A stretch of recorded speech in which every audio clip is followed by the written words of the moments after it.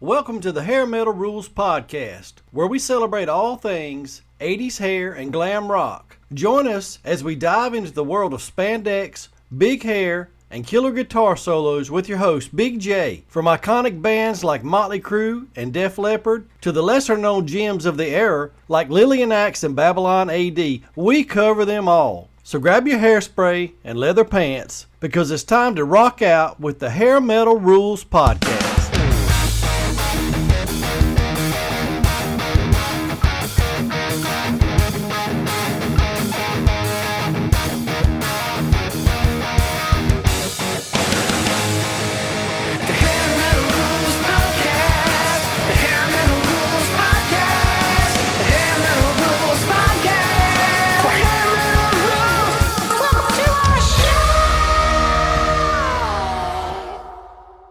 What's going on, man? It's all good. How are you? I'm good. It's a pleasure to meet you. My name's Jeremy, and welcome to the Hair Metal Rules Podcast. Right on, Jeremy. How you? Looks like a good day for you out there. Where are you at exactly? I live in North Carolina near Raleigh, right in the middle of North Carolina. Right on. Beautiful out there. And it's that time of year when it's so dang hot you don't even want to go outside. Humid, right? Yeah, very humid. Just as soon as you open the door, it hits you right in the face. That's so brutal. How's the tour going with LA Guns? Well, we're on a bit of a break right now. We did our last show in April, and then we go out again July. I think it's the 26th or the 25th, and then we'll be out for about a month doing some. What's that? Are you enjoying playing with them?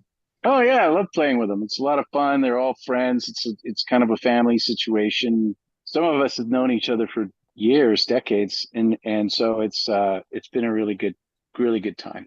I always like LA Guns, especially when the first album came out. There's not one song on that whole album that's just not good. Sometimes you buy sometimes back then it was a cassette tape. It wasn't an album or a CD. It was a cassette, and you kind of hope and pray that one song that you did hear that the rest of it was going to be just as good, but that's just slap you around, drag you through the dirt, hard rock and roll right there. Yeah, I was just saying front to back, it's a winner. Can you tell us something about yourself that most people don't know? That most people don't know? Outside of music, I ran 2 restaurants and used to do location catering for the movies and worked on some pretty good big movies. Fed a lot of pretty big stars. That's neat. Yeah, so that was my second career, I guess you could say, was in food. So that's what I did. Big catering, great big catering. Oh, yeah. Wow. Oh yeah, I worked on that movie Ali, which we did. There was about a week there where we did 5,000 people a day. Wow. And then I worked on Castaway, and we did at the airport scenes, the scenes where they were at the FedEx place. That was actually shot in LA. The parts I worked on were shot in LA, and that was about 800 to 1,500 a day. But average when I was doing the catering side of things, it would be anywhere between, like, if it was just a commercial, it'd be 40 to 80 people. And then it would be as high as like that on the majors. And then on like a typical TV show, it was about 125 to 225 a day. Yeah, it was busy. we have some friends that own a barbecue restaurant near here, and I help them cater from time to time, and I think it's a lot when it's I'm like, how many people are like 150? I'm like, geez, but this is only a wedding. You don't have to serve them. They just walk through the line. You get more food and put it in, but you think 150 people, I couldn't imagine doing that many people. That's crazy. Yeah, it's pretty insane. And it's kind of the same way they go, it's buffet style like that, but it's just the volume is insane. They always had, like on a movie set, you have a pretty big array of food that you have to put out on top of the salad bar and the specialty salads, and then you have your entrees and your sides, and it's quite a bit. I bet so. Yeah. I fuss if it's just pulled pork, green beans, baked beans, and hush puppies. That's a good time. That's easy right there. Just keep them Yeah, filled up. I like What it. made what made you decide to play drums, and what are your musical influences? Well, I literally started hitting pots and pans and stuff when I was a real little kid. I mean, it's true about that for a lot of drummers. And I used to get my mother's Tupperware at the time, Yeah. and I used to beat the hell out of them. And my father was a musician. He was a songwriter, and he wrote a song in 1962 that's a really big hit called "Let's Go," that you hear at all the sporting events around the country to this day. And it's the hand clap that goes plop pop pop pop pop pop pop pop pop. Let's go. And Oh so wow, really? yeah, my dad wrote that. That's And cool. so we grew up around music. When I was a little kid, my dad always had bands, and me and my brothers. So I think that kind of lit the fire. Nice. And of course, he was really supportive of it. Him and my mother were very supportive of us as being in, playing music. So it was just kind of a natural thing, I guess you could say. That's So good. Yeah. that's how we led into it. And then I guess my early influences, the first record I ever bought was "The Song Remains the Same." So I think that kind of establishes that. Right. Yeah. And so I guess my earliest influences were John Bonham, and the second record I ever bought was Aerosmith Live Bootleg. Okay. So Joey Kramer's and Roger Taylor were probably my earliest rock influences, and then my father, we listened to a lot of Chicago and Gladys Light and the Pips and a lot of soul music. So I have a lot of that in me. That's it's like in the back of your head, and it comes out when you're playing because it's so ingrained in there. Sure. So that's probably my early life. And then as we got older, things changed, and we got into everything from, really, Molly, Got a everything dog. from, she wasn't barking at all, and then now we start doing this, and she's gonna go nuts. It's all right. I can take I know. barking out, no problem. So it's all good. Gotta love the pets. But then me and my brothers, we got into, they were really into Kiss, and I was more into Zeppelin at the time. And then as we got older, I think the thing that changed my playing was my brother Jeff came into my room, and he was holding the Long Live Rock and Roll album by Rainbow. And he said, "You got to hear this singer, right?" And I'm like, okay. So I put on the record, and the first song he played for me was "Kill the King." Mhm. And I was like, oh my God, listen to that double bass. That's crazy, right? It was like new to me because it was Cozy Powell played with so much power, you Mhm. know? And so that kind of changed my trajectory, I think, as a player. I already liked heavy drums from Bonham and stuff, but when I heard that at the that period of time in my life, I was listening to I think a Journey, Steve Smith, and Ainsley Dunbar and stuff like that. But when I heard Cozy, I was like, oh, that's something clicked, and from then on, that was like my main drummer. But I there's so understand that. Yeah. many. Oh There's yeah. so many, you listen to so much music, and even to this day, I'll listen to some, like, a Deep Purple or something, listen to Ian Pace play and just go, my God, how good is that on the tape? It wasn't, even when I did our first Odin records, it was on tape. It wasn't digital. You had to know the song from and play it front to back. There was very little editing and fixing that could be done. There was some cut and paste stuff, or cut and tape, but for the most part, it could only be done in certain sections due to like the cymbal carrying over and whatnot. Right. So it was really, really stressful. And I remember the first time I recorded doing digital, I was driving myself nuts and kept telling him to stop. I needed to play it over because I didn't like what I did. And they go, Shawn, we can fix that. You just play through the song, and then if you want to fix something, play through the song again, or we'll play that part. And it was really hard for me to wrap my head around. That they But could splice. I mean, splice yeah, another piece into it and make it a complete, song. yeah, Yeah, Um, you could fix it in Pro Tools. In other words, you could punch you in and out, and it wouldn't. It was much easier than having to cut actual tape and taping it together right. and making it a smooth transition. Wow. So you were able to fix minor errors if you wanted to, and it took a lot of pressure off. As a drummer, it takes a lot of pressure off, so it's good. But at the same time, I still, if I'm going to go in the studio, I prep like hell before I go in.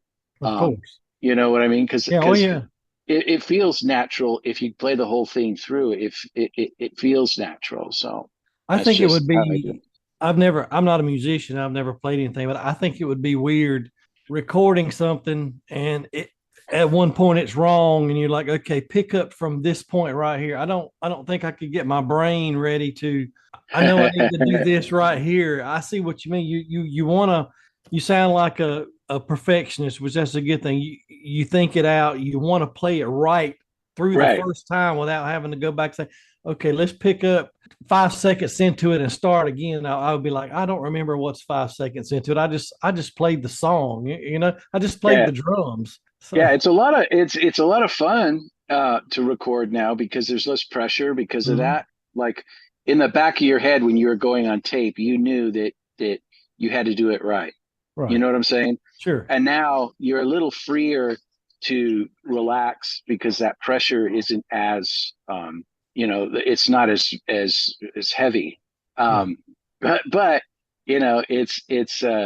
it's definitely a lot of fun to do now. Let's just put it that way. It was fun then, and it's fun now. I love recording. It's just a different situation. And How did the band Odin get started? You guys are Odin is I've been listening to hair metal since probably '85, and Odin has always been one of those bands that was mysterious. Everybody talked about legendary, and you guys were. I mean, whether you believe it or not, you mentioned Sunset Strip, you mentioned decline of Western civilization. yeah, Everything that comes out of it is Odin, and I've talked to.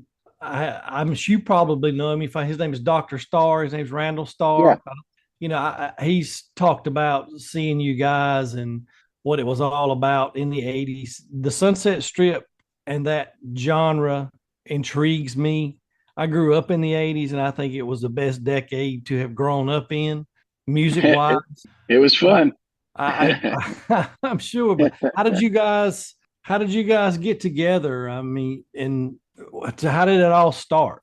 Well, it started in junior high school, and my brother Jeff, Right. who's in Armored Saint, Right. Yes. uh, uh, and I, he was in a little band, and it was called the Termites. And their drummer got grounded, and Jeff was like, "My brother plays drums," and so I went in and played with these guys. So it was my brother and a bass player and another guitar player, and that kind of morphed over the years into Odin. So it was Okay. always me and Jeff, and then we moved, and when we moved, the bass player quit, and we found Aaron, who Hmm. Jeff met in junior high school when we moved, and then we had another singer at the time, and then he moved away, and so we had to find a singer, and we found Randy, and Hmm. at that time we had another guitar player too named Brad who uh, had played briefly with Metallica and a couple other things.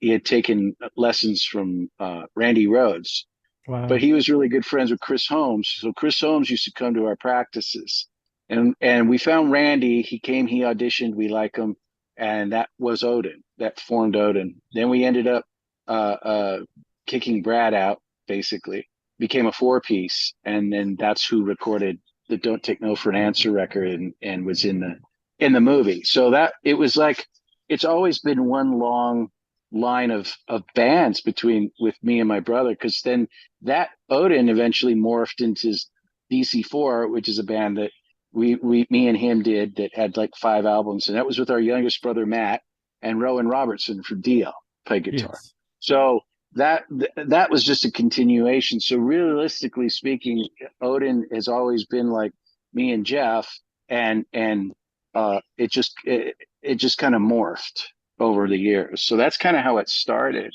Um, but the primary band that you're speaking of during the Odin was a powerhouse. It was a really it was a good band, and I'm pretty proud. I'm proud of what we did, and we had a lot of fun.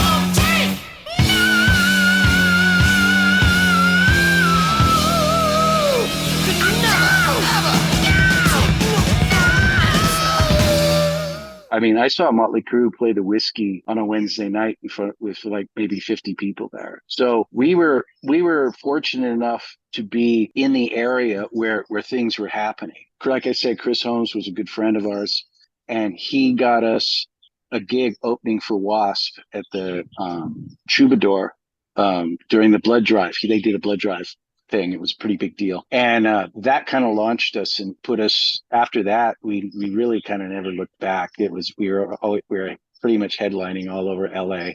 And we went up to San Francisco a few times, played up there. I mean, I can't even tell you how insane the whole Sunset Strip scene was, these big flourishes of music throughout the years. And I'm pretty honored to have been able to be involved in that particular decade. You had the 60s in London, which was a big deal. And in LA, you had the 70s in LA, and then you had the 80s. And then, you had grunge in Seattle.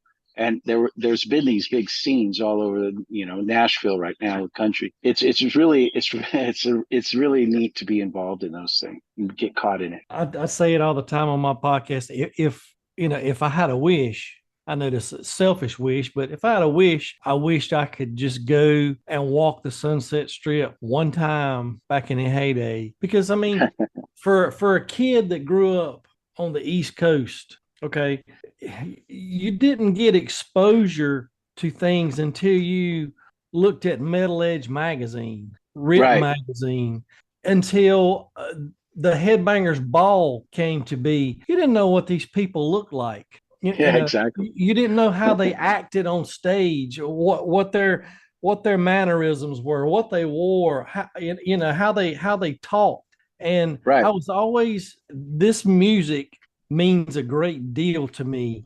Even I'm 53 years old, and this is what I listen to. My daughter's 25. She started listening to this when she was like 2.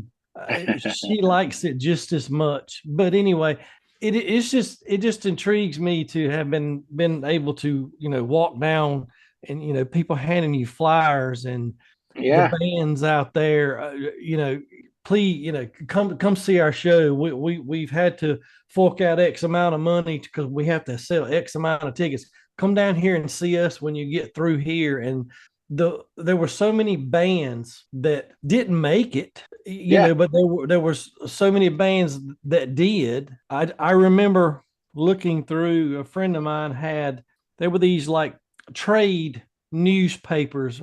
I forget what they were called, like BAM or Oh yeah, Rock. Band Magazine. Yeah, and you flip Yeah. through it and you saw the ads for the Troubadour, you saw the ads for the whiskey, Yeah. and you actually saw little images of what the bands looked like, and those bands, you right now you can hear those bands because you can find Sweet Savage on YouTube. You can find Yeah. Odin videos on YouTube. A lot of those bands, but my whole point is, once I saw decline of Western civilization, and I think I've seen that probably about 10 times. It gives you it gives you a look into a world. I guess you just had to be there to understand what it was all about. It makes sense. Yeah, yeah, it's a pretty accurate portrayal of what it was like. I mean, I remember Jeff and I were talking about that one day, and he goes, "You know, Shawn, we really weren't doing anything anybody else wasn't doing at the time." And I'm like, "Yeah, exactly. I mean, that's exactly how it was." And when they showed, the strip with all those people on it walking around, that was every day. I mean, I have I have some old flyers and stuff in where well, we played the Roxy once, and I think it was us and Malice and Lizzie Borden, and then the next night was oh, who was it?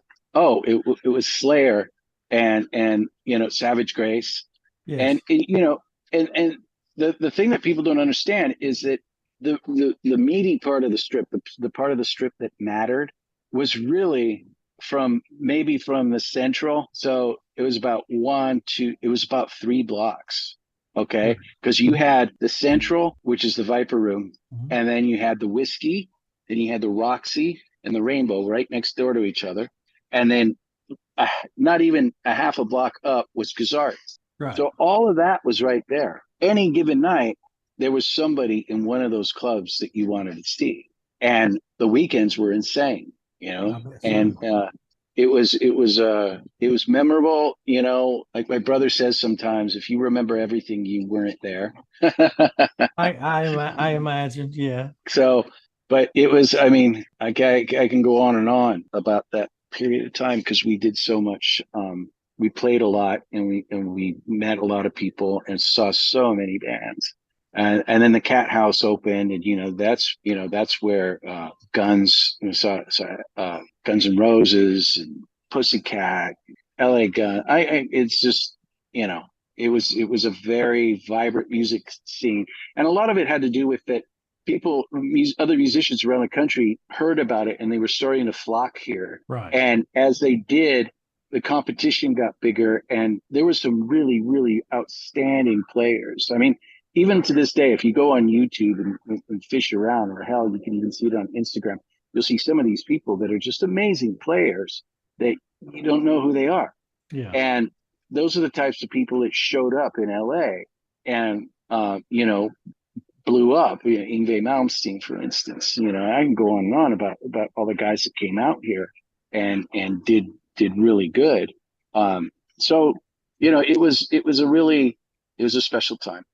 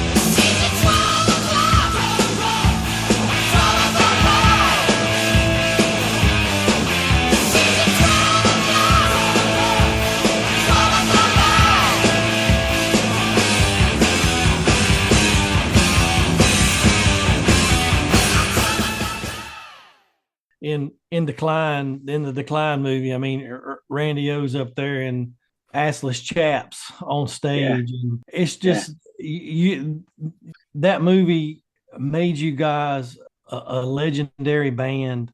I have a guy. I don't. You may know him. He's in Cruella Deville. His name is Justin Saney. Okay. He, I follow him on Instagram, and he was out there, during that time, and his uncle is Larry Flint from Penthouse. Right on. Yeah. When I told him that you had agreed to talk to me, he was just ecstatic because he's one of the biggest Odin fans. You know, he loves, and he was on the he was younger and was out on the strip once he got about 15 or 16, and he said it was Oh yeah. amazing seeing Oh yeah. the bands. You walk in one club, go to another club, but anyway, it's great that you lived in that decade, and no matter how it's the thing with hair metal that some people like, that's just cheesy, bubblegum rock, guys in makeup. You know what? That's what made you guys so intriguing and so wanting to know more about you. But if you didn't read it, Odin, you couldn't open a Metal Edge magazine and read an article about Odin. You could read, Right. Poison was in there every month. Guns N' Right. Roses was in there every month. So I got my biggest exposure to you after that movie came out. And then I searched for your music and became a fan from that movie. Right.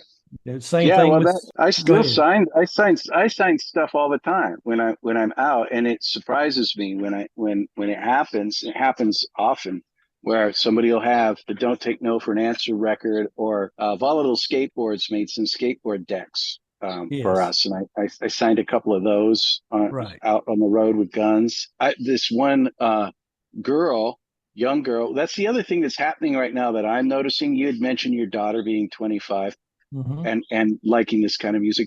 Is I've seen a lot of young I'm going to call them kids, Sure. at Mm-hmm. gun shows and at our gigs over the last couple of years. It seems to be increasing. So it's kind of neat to see that there is that the youth is picking up on like the atmosphere and the music of the time, which is fun. So and this one girl came up, and she had our we had an album that we released in Japan, called "Fight for Your Life," Mm-hmm. and she had a CD of it. Asked me to sign it for her, and she was like 17. It's amazing that it still lives in. And you're right about the mystique of the band, because I think we basically imploded around 86, I think 7, something like that. Randy left, and he ended up getting a deal with Atlantic but Lost Boys. Jeff Mm-hmm. joined Armored Saint, and I did a few other things too. It was about 5 years, I'm going to say, maybe 6. Well, 7 years. So it was a long time, but it never really reached the peak where, like you said, we were in Metal Edge or anything. So it's always Mm-hmm. had this kind of underground vibe, Yes. Right. which is kind of cool. Sure it is. It's like it gave us it gave us some weird cred. I appreciate now, and it's really neat to see it. And every once in a while, I'll see stuff, that they got Jeff to sign it when he was out, and I was going, oh, you got my brother on this one too, or what? So it's kind of fun. So that should be very, very flattering, and to It be, is. yeah, you're right. To be you're basically not necessarily an underground band, but a mysterious band that, now, even through the times, people still listen to Odin. People still love Odin, but yet they, like you said, they weren't on in Metal Edge. They weren't plastered Right. all over. It's so cool to talk to you because, like I say, It's I've it's watched videos of Odin. I've seen pictures of yeah. Odin, and I've It's listened it to your music. in a way it's very punk rock. You know what I'm saying? It's like Sure. it has that it had a credit it has this mystique, underground credibility that is I'm actually I think it's great. And like I said, when I sign stuff, when people bring me stuff, I'm always surprised, but at the same time, it's really cool to see that it's managed to have longevity despite any commercial success. I guess There that's you go. the easiest way to put it. There you go. To be a successful band for 40 years and never have commercial pushing, but you got that many people wanting you to sign their CDs. Yeah, That it's says a weird. Yeah, lot. it's cool. And Yeah, it's cool. you were talking about younger people. Me and my wife, we try to go to M3 Rock Festival every year in Maryland, and Yeah, there's so many bands there that I have followed for 40 years, and I've never seen them before. So it's a great chance to see these bands. And you're right, you see 10-year-olds out there wearing yeah, yeah. we saw Ingve Malmsteen a few years ago, and there's a 10-year-old wearing an Ingve Malmsteen's Rising Force t-shirt. Knowing Yeah, man. his dad or mom or something has probably listened to that and Yeah, he's heard it and he likes it. So that's good for the music. And I know there's younger bands coming out that yeah, have that LA sound, that Sunset Strip sound. I don't think it'll ever be what it was in the 80s. But yeah, it was like you say, you're happy that you were in it, you experienced it, you're proud of it. Then here came grunge, and that was another whole scene in yeah, in this part of the country. But I don't think nothing will ever compare to what the 80s were and what hair metal, glam metal, hard rock. I don't think anything will ever compare to that personally, because it was yeah. it It's was it's so. it's it was lightning in a bottle. It was just a magic period in a magic city. Because I mean, L.A. being Los Angeles being so big, the volume of people here, it makes it easier for like a scene to develop because of the amount of people. And Right. the odds of you getting a small percentage of those people to start showing up is much a small percentage of 5 million is a lot more than a small percentage of 100,000. You know what I'm saying? Oh, sure. So Yeah. so it helps the scene to develop in big cities like that. That's rap came out of New York and L.A. and even Mhm. Seattle is not a small city. Right. Oh, you sure. know, Yeah. It's and big. Yes. so that it was fortunate to be involved in it. It was wonderful to see and participate in, and we had the times of our lives, and I wouldn't change a thing. There you go. You got lots of good memories. Yeah, And the good yeah. thing about it, you're still out there playing. You're playing with one of the bands that ruled the Sunset Strip. Back then Oh too. yeah, You're playing for them, and you've played in other bands. I think it's great when I talk to somebody that nothing has stopped for them for all these decades. I'm still playing music. I played here. I played here. I'm in LA Guns now. I'm still bashing out the yeah, old stuff, and we're making new stuff. And a lot of yeah. musicians I was talking to PJ Farley earlier today from Trickster. And Uh-huh. it's a lot of the people I try to get in contact with. Man, I haven't picked up a guitar in 30 years. I don't even play guitar anymore, which I Yeah, understand that's what they chose to do. But a yeah. lot of yeah, man, I've been playing. I was in this band. I was in this band. I've continually played because it's what all I know how to do, and it's what I love to do. I think that's I something think great. I think that's what it is. I mean, I know for me, and I play because I love to play, and Yes. it's like in my blood.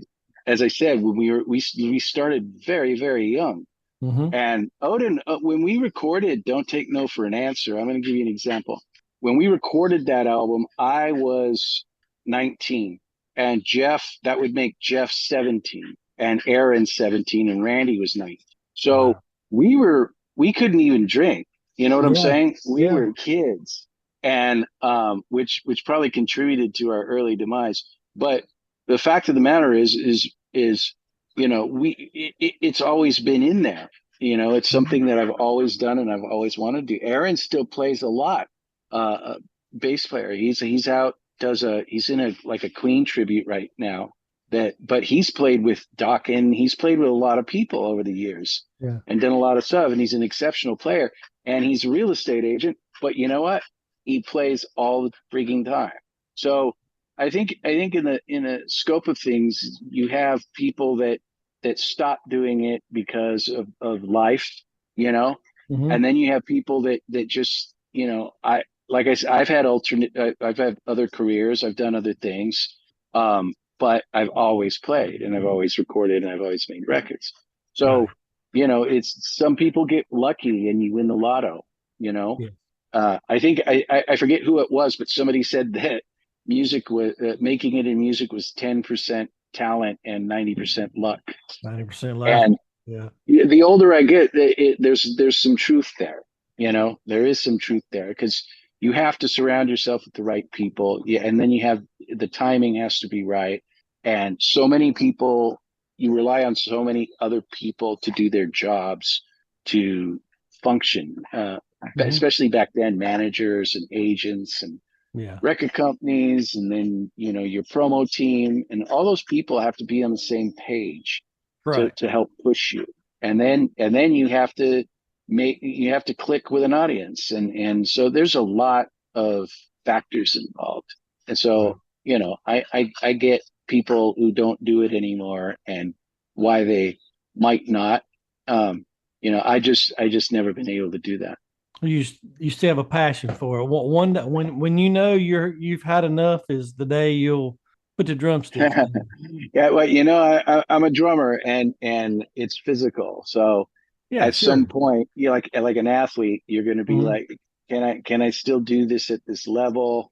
Or do I want to? Does it hurt? I Right. haven't got there, but I've seen it and I understand it.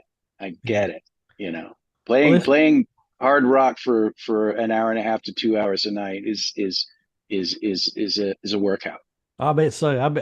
I would imagine playing drums, your arms would get tired. But I mean, I know just like anything else, the more you do it, the more endurance you have. But you got to get tired after a certain point in time. So yeah, I'm about an hour and a half, and I'm good. I'm ready to put my arms down and not be beating It's it's drums for the rest of the it's the night. travel more than the playing, Oh, to yeah. be honest with you. My brother says we get paid to travel.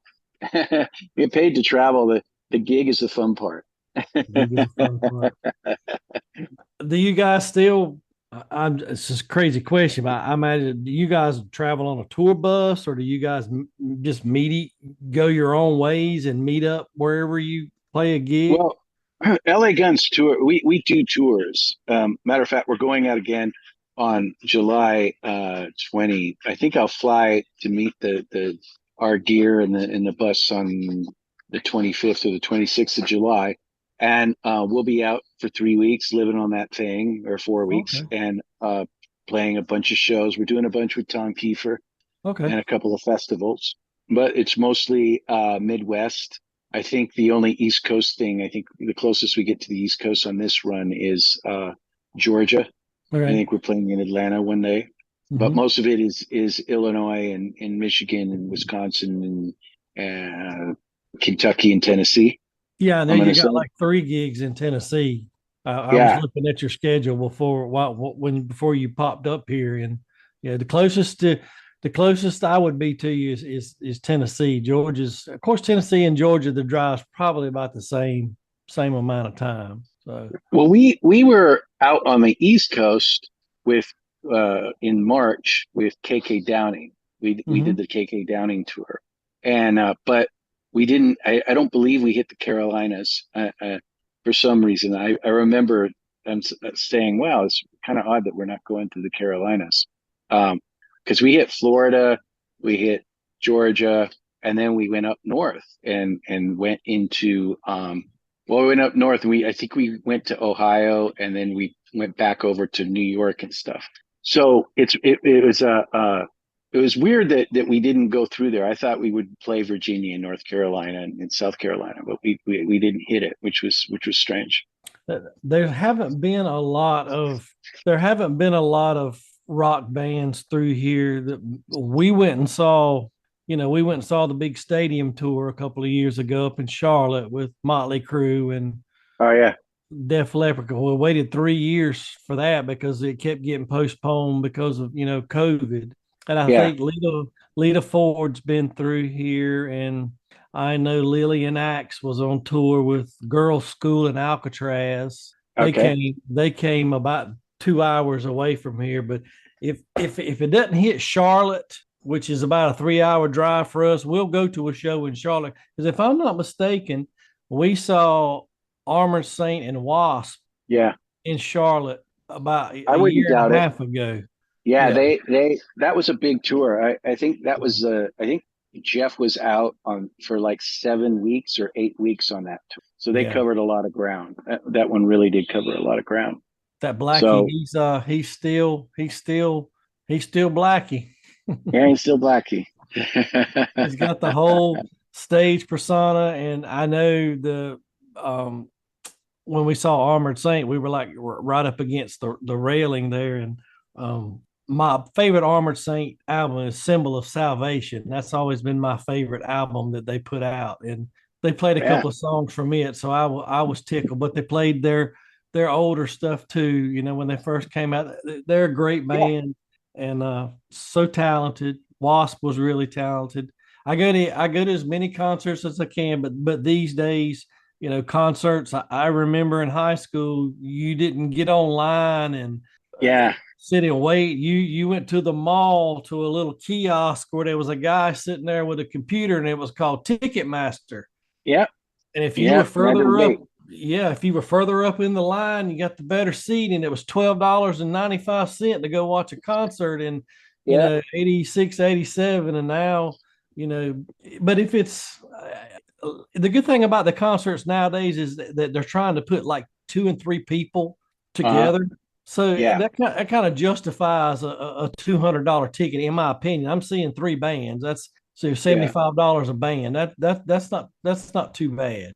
Yeah, I think the tour the dates we're doing with Tom, the tickets are pretty reasonably priced, Mm. and again, it's Kiefer and LA Guns. And it's a good show, and sometimes they get a local opener on Mm-hmm. that, um, Right. and sometimes not, but it's a lot of fun, and I'm looking forward to it. I'm chomping on the bit to get out. Actually, it's been I don't like breaks. I don't You, like 3 month you breaks. you sound like my dad. My dad is one of those people that he cannot sit still. If It he drives me doesn't have nuts. if he doesn't have anything to do, he's outside. He's out there in the garage messing with something. He'll go somewhere, walk in the woods, go fishing. Yeah, yeah, He's not one to just sit around and, well, I'm just gonna relax all day. No, there's no relaxing when it comes to my dad. But you're a man that's has played music and is used to going and doing something. It's nice to have a break, though. Your body needs a break, but after a yeah, while, it's like, let's go. I'm broke enough. I'm yeah, ready. yeah. Well, that's what it is. It's like, okay, it's funny though, and this is a true story. Is that a lot of almost any musician that tours will tell you this is when you're on the road, you get to a point where you want to go home, and then Sure. when you're at home, you want to go back on the road. Back on the road. It's a And catch 22. It's either it is you miss darned if it you really do and fast. darned if you don't. Yeah, right. Yeah, you miss it really fast. So, you can try to keep yourself busy with life stuff and other things and other projects or whatever. I just went and I was in Las Vegas last week and did recorded 4 songs for something Jeff is doing. Okay. So, and then play the jams, and I also do an Alice in Chains tribute that I play for as often as I can because I like Hmm. playing those songs. Yeah. And so I do that too, and things come up, so it's Well, you all stay good. busy. You stay Yeah. busy. That's a good thing. You're not at the point where you're sitting around the pool all day long with nothing to do. No, no, but it gets like that sometimes, and when that happens, that's when I go crazy. You go Um, crazy. I understand. Well, but Mister Miss, fortunately, my dog likes to swim, so she's that's fun to good. play with in the pool. Yeah, There you go. Well, Mister Duncan, it's been a pleasure to talk to you. I've been a fan of yours for a very long time, and I never thought I would actually talk to you, but it's been a yeah. pleasure. and you Thank you. enjoy that sunny California sunshine out there Yeah, the rest of your day. it's nice out here right now. And good luck on the tour, and you take care of yourself. All right. Thank you, and hopefully we come through North Carolina and we get to I get to meet you. I'll definitely be there. You get close enough. My limit is 3 hours. If I can get there Gotcha. 3 hours, I know even if it's 11 o'clock, I can still drive back home if I want to, and still go to sleep and sleep That's in my it. own bed instead of a hotel Oh, room. dude. So, I hear that. I hear that.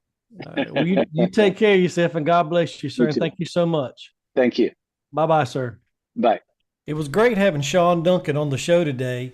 It's just neat listening to the old stories about the Sunset Strip. If anybody that's listening to this podcast knows that fascinates me. I just think that was just the greatest era of time, and I would have loved to have witnessed the Sunset Strip and seen all the bands. But 2 weeks ago we had Randy O on here from Odin, and now we've got Shawn Duncan, and it's great hearing the stories that the guys have because Odin was a big influence in Hollywood back in the hair metal era. And as you can see, listening to Shawn and listening to Randy's podcast, they weren't portrayed as the best decline of Western civilization, but still they were on there, made a name for themselves. They put in their dues. They're hard workers, and it's good to see that Shawn is out playing with LA Guns, still doing what he loves and touring. And it was really great. It's really great talking to Shawn and listening to him. I know I don't never show the video when I do my podcast, but Shawn was actually, talking to me on his iPhone out by a swimming pool and living the good life. Good luck to you, Shawn. Keep doing what you love. Keep making that good music. Keep bashing those drums for LA Guns. Folks, thank you so much for listening. I really appreciate each and every one of you. This podcast, like I've said before, is a lot of fun for me, and I enjoy it. I've talked to a lot of people I never dreamed I would ever talk to. This podcast is nothing huge, nothing big, and it never will be. I'm enjoying doing it, and I'm going to continue to put it out whether anybody listens to it or not. But those of you that do listen, I thank you. I love you. You mean the world to me. Live life, because life is too short, and it can be cut short in a minute. But anyway, enough of that. Love you guys. Take care. This is Jeremy from the Hair Metal Rules Podcast.